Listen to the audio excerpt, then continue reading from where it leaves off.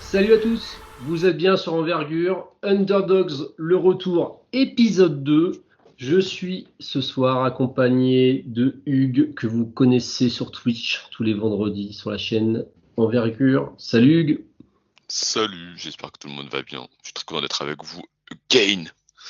Again and again. Et pour compléter le trio, c'est un trio. On a Julien. J'ai compris le message, Pierre. J'ai compris le message.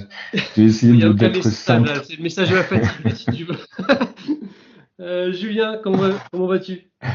Très très bien. Très content d'être avec vous deux. Ça fait très plaisir. Pareillement, ça nous rappelle qu'on vieillit aussi parce qu'on avait commencé ces épisodes il y a quelques temps et là on les reprend, donc on est aussi très content de relancer ça. J'espère que ça vous fait plaisir aussi à vous, bien évidemment, c'est un peu le but. Donc voilà, ce soir nous allons parler de deux nouveaux joueurs. On avait évoqué Cave Battle et Brandon Carson lors du premier épisode. Je vous propose que nous allions encore du côté de l'Arkansas avec Hugues qui va nous parler de Tremont Mark. Yes, on va parler de Tremont Mark, qui est un super joueur de basket. Ça, c'est plutôt important pour espérer avoir un podcast sur Envergure. Tremont Mark, pour le présenter, moi, je vous propose maintenant l'inévitable, j'ai envie de dire, 94 pieds avec Hugues. Je vais vous proposer 3 anecdotes. Une seule est vraie. Attention, c'est vraiment pas évident de trouver. Et 2, du coup, sont fausses pour les plus matheux d'entre vous. Première anecdote. Public, messieurs, Tremont Mark avait toujours de très bonnes notes à l'école. Celle-là, c'est pour les anglophones. C'est pour les anglophones. Ouais. Deuxième anecdote. Alors, contrairement à ce que son prénom laisse sous-entendre, d'ailleurs ça l'énerve beaucoup, il préfère clairement le bus. Ouais, il est 22h50, les gars, je suis là depuis 5h30, je fais ce que je peux, d'accord. Je fais ce que je peux. Troisième anecdote, c'est un arrière d'1m96 pour 81 kilos qui est né dans le Texas et qui a fait déjà plusieurs saisons, 4 saisons, NCAA sa 4e, 3 à Houston et 1 à Arkansas. Alors à votre avis, réfléchissez bien, ne vous trompez pas, laquelle est vraie? Alors moi, cette semaine, je choisis la 2. C'est possiblement une bonne réponse, c'est possiblement une bonne réponse. Après, je crois que, tu vois, dans le Texas ou l'Arkansas, je suis pas sûr qu'il y ait beaucoup de trams. Tu vois, pour moi, c'est plus des calèches avec des fusillades à gauche à droite, tu vois, et encore des bandits. Le tram, je pense pas que ce soit assez développé. Hein. Je crois qu'il y a beaucoup de pick-up. Ça sent le pick-up. C'est possible, le bon gros Le diesel. truck. Ouais, le bon gros truck. Ouais. Je resterai sur le numéro 3, le numéro d'Allen Iverson. Ah, bien vu. Non, c'est ça. Tremont Mark, c'est un joueur qui a fait 3 ans du coup avec les Houston Cougars, qui était le compagnon, le frère d'armes de Marcus Sasser, qui joue maintenant avec Detroit. C'était leur pitbull bulldog défensif. Et cette année, il s'est dit, je vais kiffer, je vais prendre l'argent et le ballon. Et il a rejoint donc les Arkansas Razorbacks de Eric Musselman avec beaucoup de transfuges. On a parlé de Calif Battle, on n'a pas parlé encore, on en parlera dans l'année de Jeremiah Davenport, et puis l'incontournable Trevon Brazile à l'intérieur, ancien de Missouri, qui est depuis 2 ans à Arkansas malgré une blessure l'an dernier, qui a écarté ce joueur d'un lottery pick qui était attendu. Et cette année, comme je disais, plus de responsabilités balle en main. Il a voulu montrer au staff NBA qu'il pouvait initier du jeu, qu'il pouvait remonter la balle, qu'il pouvait faire du pick and roll, qu'il pouvait pull up. Bon, on n'est pas hyper fan de ça. Sa force principale, c'est quand même d'être un 3&D de très haute qualité. On est sur du 40% à 3 points cette année avec 4 prises par match, donc un volume qui est assez conséquent. On est sur des lancer franc, alors cette année, pour l'instant, il commence pas très bien, 71%, mais c'est un garçon qui a plus de 80% en carrière. 18 points au global, donc je disais 1m96, 79 kilos, 1m96, 81 kilos, pardon, et qui, pendant ces années à Houston, était toujours chargé de se taper le meilleur porteur de balle adverse. Donc vrai gros rideau, un premier rideau sur le point of attack, et ça c'est très profitable en NBA sur un rôle de 3&D. Alors justement, vu que tu commences par tes points forts, et son point fort, on l'a bien compris, c'est sa défense. Est-ce qu'il est capable de switcher? Parce que ça, c'est vraiment quelque chose qui est très valuable pour une équipe NBA. Ouais, il défend très bien sur les petits parce qu'il va leur donner des lignes en fait. C'est un joueur qui va te dire: «Tu vas aller dans ce sens-là, que sur ta main gauche ou que sur ta main droite et je vais te suivre». Il bouge bien les pieds, très puissant dans le bas du corps pour encaisser les contacts. Peu de fautes, des mains très actives aussi, capable d'être très agressif sur le ballon, pour, obliger le joueur d'en face à reprendre son dribble et puis sur des plus grands comme il est déjà un corps mature, prêt, et qu'il a des longs bras. J'ai pas l'envergure mesurée, mais il a des longs bras. On peut aller défendre des 3, des petits 4. Donc ouais, vraie switch stabilité. Très bon joueur pour lutter à travers les écrans. Donc loin du ballon, c'est pareil, c'est une ten donc même si ça switche pas, il suit, il agresse et bon rebondeur aussi. Quelqu'un qui va faire le box out. Bon second rideau défensif. Vraiment, il y a peu de secteurs de jeu en défense où Tremont Mark ne va pas être positif pour son équipe. Par contre, tu nous avais parlé dans l'épisode 1 de Underdogs que la défense d'Arkansas, pour l'instant, était assez moyenne. Est-ce que lui, Ouais, collectivement, il s'y retrouve quand même, dans le bah, schéma collectif en tout cas?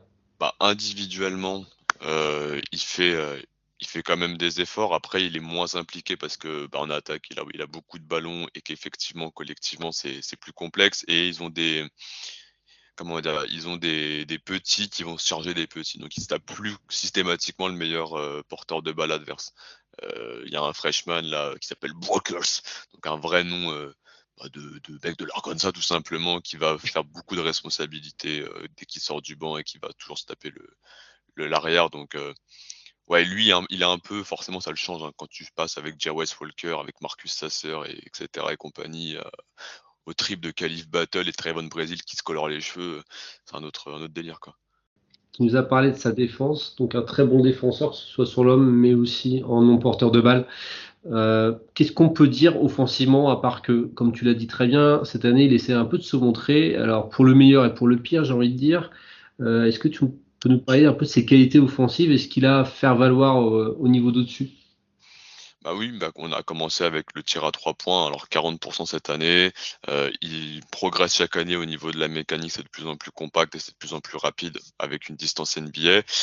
Près du panier, alors c'est que le début de saison, hein, mais il a 90% de réussite près du cercle, ce qui est assez énorme avec 46% de free throw rate. Ça veut dire que le garçon près du panier, il rate pas grand-chose.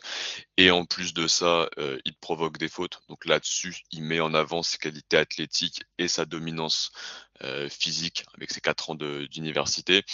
Et je te disais sur pick and roll, je suis pas le plus grand fan de ça, mais il faut avouer que lorsqu'il va initier le jeu et qu'il va prendre du pull-up mi-distance, il est efficace à 49% sur le pull-up mi-distance. Donc vraiment des chiffres très élevés dans tous les secteurs du jeu.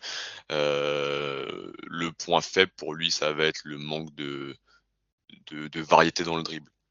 Pas capable vraiment de changer de rythme sur sa main forte ou sur sa main faible, pas capable de vraiment changer de direction. On est plus, pour moi, dans sa projection sur un joueur qui va euh, attraper, tirer, et si le défenseur monte trop, saute dans la feinte, il peut aller finir près du panier, ou bien il va cut près du cercle et va finir. Sachant qu'à Houston, c'était une école de jeu sans ballon où les mecs arrêtaient pas d'attaquer le rebond offensif et de cut dans tous les sens. Donc il a ça, il sait se placer, il comprend les défenses et il peut finir. Donc moi je vais dire que cette année c'est du bonus parce qu'il montre qu'il peut sanctionner avec efficacité et prendre un rôle plus important s'il y a besoin dans une équipe où on lui donne ça, mais que son rôle NBA on l'a déjà vu 3 ans, enfin pendant 3 ans avant. Et d'autant plus qu'il est dans une conférence qui est quand même réputée pour être compétitive, hein, c'est la SEC, on le rappelle. Donc il va y avoir des gros matchs contre Alabama, contre Mizzou, contre tout ça. Donc forcément, ça peut aussi aider à faire monter sa cote en rencontrant des adversaires d'un bon calibre. Julien, tu l'as vu aussi, Tremont Mark? Ouais, je l'ai vu. Et moi, alors, j'ai été très surpris par la forme de son shoot. Tu voulais poser une question, Pierre? Ah bah justement, ça m'intéresse, c'est exactement là où je voulais aller. C'est un gaucher. Qu'est-ce que tu peux me dire sur son tir? Comment tu peux l'expliquer Cameron aux gens? Parce Payne. qu'il est compliqué à expliquer. Ah, il est très, très désaxé, quoi. Je sais pas si on dit ça, en fait, hein. C'est vraiment très étrange. On a l'impression qu'il change de shoot tout le temps. Enfin, comment dire? Il a ce pied gauche très en avant. Il a les épaules qui sont très tournées. Et puis, il a ce bras qui se balade un petit peu, mais il reste quand même très efficace, quoi. Il peut être Hmm. très, très efficace avec son shoot. C'est un peu déstabilisant à voir au début, surtout quand il finit les jambes croisées, quand il finit son jump shoot, quoi. Donc, c'est très bizarre. On se demande si ça va vraiment scorer, et c'est un scoreur, en fait. Enfin, il arrive à scorer de façon assez régulière, en tout cas en NCAA pour l'instant, en ce Au, début d'année. au tout début, dans les premières années, il poussait. Tu sais, c'était vraiment quelque chose de très Ouais, poussé et t'as l'impression que le mec il a tout mis dans la muscu et qu'il a tout contracté et que vraiment genre il se dit vas-y je bloque tout et je lance et c'est vrai que c'est plus ouais. efficace mais c'est très très très peu académique, hein. Ah Moi, ouais, pour c'est pour le vraiment très, décrire, très alors je ne sais étrange. pas si vous êtes d'accord avec moi, mais on a l'impression que c'est un shoot Touquet du parc, un peu ça. Ouais, clairement, ouais. Il y a un truc un peu comme ça. Je ne sais pas comment le décrire autrement, tellement c'est atypique en fait. Donc, Ouais. j'espère que ça vous donnera, chers auditeurs, l'envie d'aller voir au moins à quoi ça ressemble, parce que c'est vrai que c'est assez étonnant comme mécanique de tir. Qu'est-ce Et que ça tu aimes bien d'autre picote au lancer dessus? franc aussi, hein. Ouais. Ces lancers francs, c'est assez bizarre. Même ces lancers francs sont bizarres. Mais moi, j'aime beaucoup la variation de ses appuis quand il attaque le panier. Je trouve qu'il a un peu tout en magasin quand même. J'aime bien comme il peut allonger, partir en flotteur, appel de pied. Et je trouve que au contact, au cercle, alors c'est peut-être parce qu'il a fait de la muscu, comme tu disais, mais je trouve il est assez correct en fait, hein, dans cet exercice. Moi, c'est Ah ouais, surtout ça qui m'a. 90% près du panier là. 90 Ouais, c'est top tir, hein. ouais, ouais. Et puis il est ouais, très agressif. Et puis il a cette variation dans son attaque du panier, quoi. J'ai l'impression qu'il fait jamais la même chose, quoi. Alors souvent, il y a aussi un adage qui dit que souvent les gauchers, ils ont vraiment qu'une seule main. Est-ce que c'est aussi son cas, Tremont Mark? Alors, Hugues, je te laisse la parole, hein, mais j'ai l'impression qu'en tout cas, au niveau du maniement du ballon, il a les deux mains très faciles, quoi. Ouais, moi Très à l'aise sur les deux mains. j'aime pas son changement de main, mais il peut partir des deux. Mais je trouve Hmm. ça, voilà, je trouve que c'est vraiment un joueur d'attaque de close-out plus qu'un joueur d'initiation sur pick and roll. Et que quand tu agresses son dribble très vite ou que tu vas lui mettre un premier contact, il va plus galérer, il va transmettre. Donc je crois pas trop en cette projection il est en train de montrer, mais c'est du bonus. Et plus tu peux faire tes gammes, plus tu as de chances de montrer à des gens et de peut-être séduire quelqu'un. Donc je trouve ça très intéressant pour lui. Après, alors je sais pas, c'est peut-être une impression sur ce que j'ai vu de lui, mais j'ai l'impression qu'il y a aussi quand même pas mal de tirs à mi-distance. Alors ça, on sait que c'est un peu réservé à une élite, hein, en NBA. Est-ce que ça c'est projetable ou pas selon vous? C'est pas que c'est nouveau dans son jeu, mais encore une fois, tu vois, l'an dernier, il les avait pas ces ballons-là. Hmm. C'était Marcus Sasser et j'ai oublié son compère de crime, mais il avait pas trop ces occasions-là. Donc cette année, il nous montre ça et je trouve qu'il y a dans les 40% de réussite, il y a beaucoup tu vois, de choses en poussée, de runner, de flotteur, plus que du pull-up sanctionné élévation.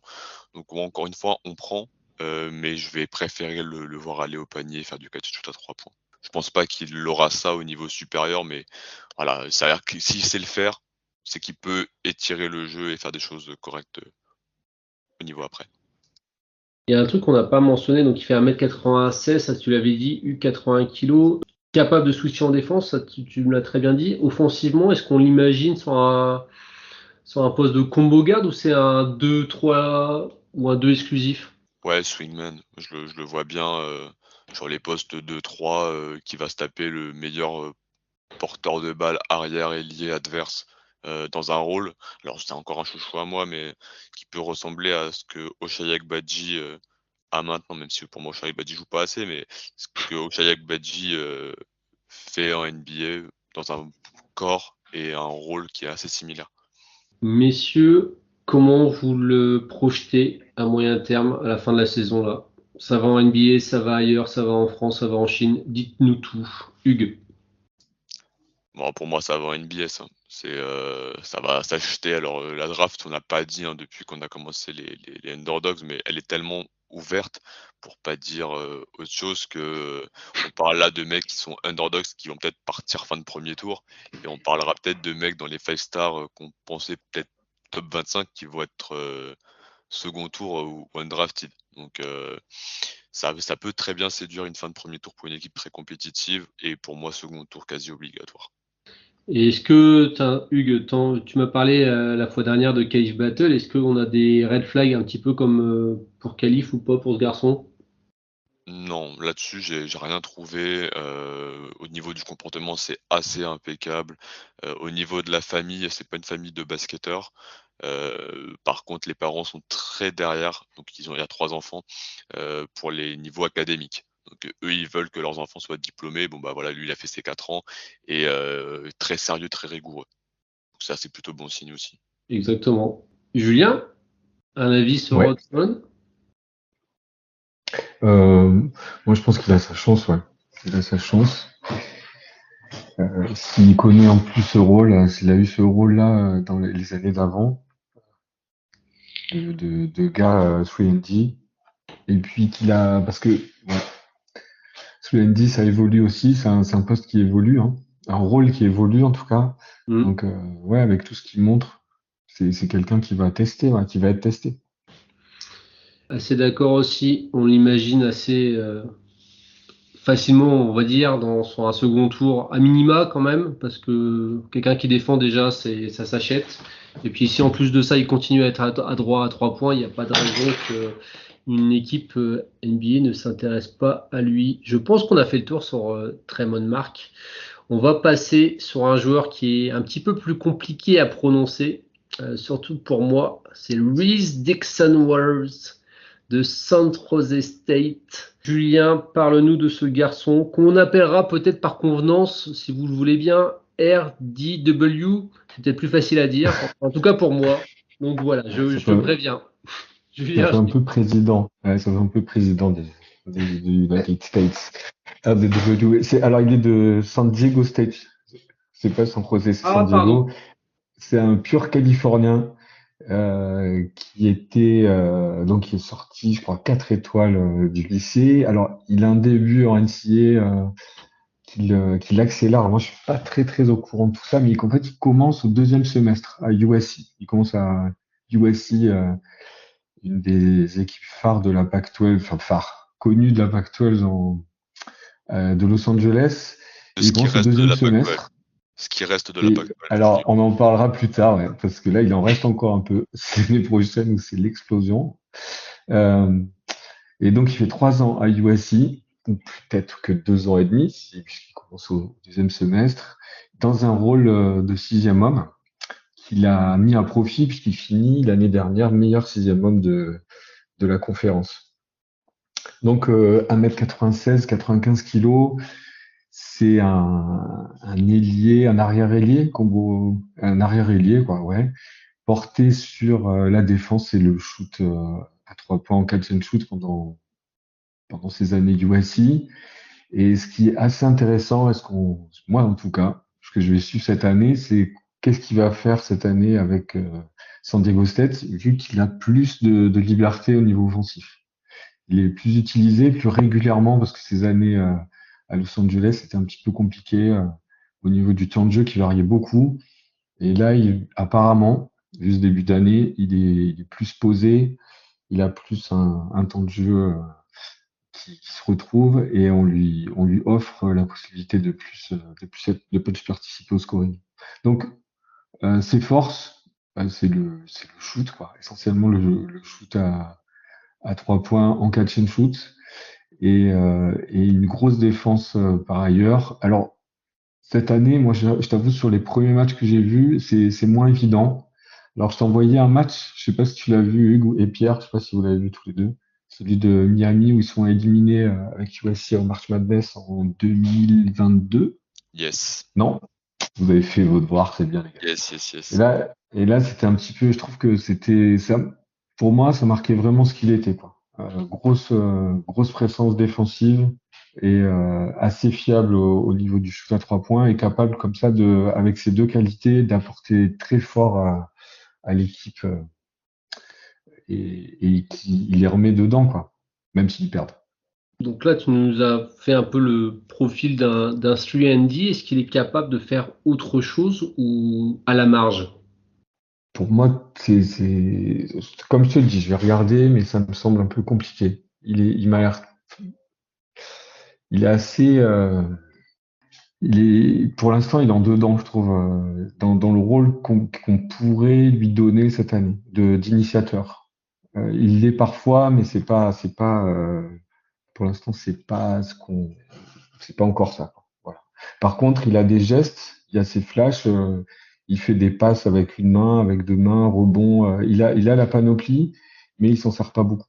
Alors, ce que j'avais lu, moi, je l'ai pas vu au lycée, il faut être honnête. Et par contre, ce que j'avais lu sur lui, c'est que il était projeté comme possible, possible initiateur d'attaque. Après, je pense qu'il y en a beaucoup qui sont projetés comme ça à la fin de lycée, possible scoreur plus initiateur. Il l'a pas montré dans ses années USC et je pense que il va rester dans ce rôle plutôt de scoreur de bout de chaîne, même s'il est capable d'attraper le ballon en cut, d'aller vers le panier, de délivrer des passes. Par contre, le voir initier du pick and roll, je pense pas. Qu'est-ce que tu mettrais comme faiblesse à corriger pour lui, pour espérer aller plus haut? Alors, je pense qu'il y a une faiblesse qui est intrinsèque, c'est qu'il va pas haut en fait. Ouais. Euh, Quand il attaque le cercle, c'est pas très aérien, c'est pas très rapide et il a pas cette aisance, quoi. C'est pas un gars qui va traverser le terrain à toute allure et claquer un dunk en contre-attaque. C'est pas ça. Et c'est plus un joueur de jeu de demi-terrain, quoi. Donc ça, je pense que c'est une faiblesse intrinsèque chez lui et je vois pas comment tu peux régler ça. Il ira jamais très haut, très vite, quoi. Voilà. Hmm. Et ça limite, en fait, du coup, ça limite le spectre offensif qu'il pourrait avoir. Ouais. Est-ce que dans la mécanique, enfin moi, ça va peut-être sauter au visage, mais peut-être pas pour tout le monde, dans la mécanique, il te fait penser à un joueur en particulier? Alors ouais, mais moi tu sais que je suis complètement nul en comparaison. L'année dernière, Oui, je l'ai mais en prouvé à plus, maintes reprises. Et tu veux que j'envoie quelqu'un comme ça? Ouais, il fait penser à Burks. Mince, qu'est-ce que c'est son prénom? Il joue Alec. Alec. Alec Burks. Tu vois? ouais. Ce shoot très fluide avec ce coup de poignet à la fin là. Je pense que c'est un gars qui a des grandes mains. Euh, On le voit dans les interviews là, quand il se frotte le menton là. Je pense que c'est un gars qui a des assez grandes mains et du coup il a cette souplesse dans la main quoi. Tu vois, les shooters avec des grandes fabuches là. Il me fait penser à lui, à Burks parce il y a cette fluidité dans le shoot. Je fais une parenthèse, à chaque fois qu'il finit son tir avec le truc, j'ai l'impression qu'il va lâcher du sel. Tu sais, j'ai l'impression que c'est une provocation. C'est vraiment un fouetté et à la fin il reste posé la main en avant en mode vraiment Ouais, c'est il vrai. drop le sel, Ouais, c'est je vois de quoi tu incroyable. veux parler. Ouais. Eh ben, Hugues, qu'est-ce que tu en as vu? Est-ce que tu l'as vu déjà et qu'est-ce que tu en as pensé de Reese Dixon Waters? Yes, je l'ai regardé, un bon petit tank. Il est pas, enfin il fait 1m96 et puis il est assez stock, bien puissant. Moi j'aime bien un bon buffle. Qui, pour faire la parenthèse, peut rappeler un peu Admiral Schofield, qui est une légende du podcast, mais dans le morphotype, dans le build, j'aime bien. Et je me suis du coup pas mal renseigné, comme je savais que Julien allait plus maîtriser le jeu, sur un petit peu l'entourage, la famille du garçon et tout. Et ce que j'ai bien aimé, c'est que dans son choix de fac, il a pris une université qui a fait des bons résultats et il a refusé des NIL, alors Ouais. je sais pas comment ils disent, des NIL, tu vois. Enfin bon, il a refusé la moulaga pour faire simplement NCA parce que, enfin, pour prioriser plutôt un programme avec des bons résultats académiques, avec un coach qui l'entoure bien, et la famille était très contente de ce choix-là. Donc ils ont dit non merci pour les grosses sommes d'argent que UCLA proposait, et ils ont Texas aussi. pris ouais, Texas aussi, et ils ont pris plutôt comment dire, une éducation, comme ils disaient là-bas. Tu rejoins aussi Julien sur les faiblesses, sur le côté athlétique du joueur. Ou t'en vois d'autres? Ouais, quand tu vois la masse à soulever, c'est normal, hein. Mm. Il est bien développé. Après, je pense que cette puissance au sol va pouvoir lui servir quand même en NBA, parce qu'on va pas lui demander de faire énormément de choses dans sa qualité verticale offensivement. Par contre, défensivement, je le vois bien, du coup, se farcir des gros ailiers, peut-être des fois défendre plus grand que lui, tout en gardant de la polyvalence avec du spacing. Donc, je suis pas non plus hyper inquiet là-dessus. Hugues nous fait la passe décisive, Julien, sur la projection. Est-ce qu'on arrive à le projeter au niveau supérieur, ce garçon, ou pas, du coup? Ouais, je pense qu'il a deux qualités qui peuvent intéresser. Voilà, c'est un ailier, il défend, et il défend pas que du 1 contre 1, il aide beaucoup en défense off-ball, il est concentré, il box out. Donc au niveau défensif, il est assez complet. Et puis il shoot. Il a shoot, il est à 100% au lancer franc depuis le début d'année. Bon, c'est une anomalie, hein, ça va s'arrêter. Il y a cinq matchs. Voilà, mais c'est un gars qui apporte une stabilité, enfin, qui a un shoot stable. Donc c'est deux qualités pour un ailier qui sont assez costauds, donc on peut l'attendre. Après, voilà, Hugues a parlé de cette draft. Euh, c'est une drôle de draft. Bon, si on l'attend, de toute façon, ce sera au second tour, c'est sûr, et ce sera en bas. Non? Qu'est-ce que tu en penses, Hugues? Toi, tu es plus spécialiste que moi pour projeter comme ça. En spécialiste, je sais Après, pas, c'est. mais oui, second tour, et c'est pas non plus parce que là, on a raison d'en parler, comme il fait des belles stats et qu'il y a un beau volume de tir à 3 points. Il est quatrième année, donc il peut en avoir une cinquième. C'est pas Ouais. impossible Mm. qu'il fasse une cinquième année, celle d'après. Moi, je vais attendre de voir vraiment le tir s'il peut stabiliser sur toute une année avec 5 prises par match, Mm. au moins 43%. Parce que là, il a quasi doublé son nombre de tirs tentés à 3 points par rapport à l'an dernier. L'an dernier, il fait pas une grosse saison, alors contexte particulier, USC et le guard play du USC, c'était assez désastreux, entre Boogie Ellis qui passe son temps à déclencher et Drew Peterson, l'infatigable. Mais il était à 29% l'an dernier. Donc ouais, Ouais, s'il fait une... il y a une blessure aussi. Il y a une blessure pendant l'année. Ah oui, effectivement, il joue que 29. Ouais. Et ouais, avec un temps de jeu, voilà. Que ouais, faut pas falloir voir cette année. Un truc qu'on n'a peut-être pas mentionné, c'est que pour un joueur senior, il reste relativement jeune, c'est un 2002. Ça, effectivement, dans l'optique de faire une cinquième année, ça pourrait se tenir aussi, quoi. C'est-à-dire qu'il n'y arriverait pas complètement à la draft à 25 ans, même s'il y allait que l'année prochaine. Donc c'est vrai que c'est une donnée peut-être à prendre en compte aussi. Moi, pour revenir sur ma comparaison, je trouvais que dans la technique de tir, en tout cas, moi, il me faisait beaucoup penser à Moses Moody, le joueur maintenant de Golden State. Ouais. Et même dans le physique, il y a un côté un peu comme ça aussi. Un côté, Tentaculaire aussi. Ouais, ouais, très très long, ouais. assez long et puis costaud quand même, mine de rien, parce que 95 kilos pour 1m96, on est déjà costaud, hein. Donc voilà. Est-ce qu'on a des choses à rajouter sur notre ami RDW? Et pourquoi est-ce qu'il a mis un t-shirt cette année, quoi? Qu'est-ce que c'est que ce t-shirt flottant, quoi? Moi, je me suis demandé, mais qu'est-ce que c'est? Qu'est-ce Enfin que des c'est que vrais ce truc? sujets, merci Julien. Ben oui.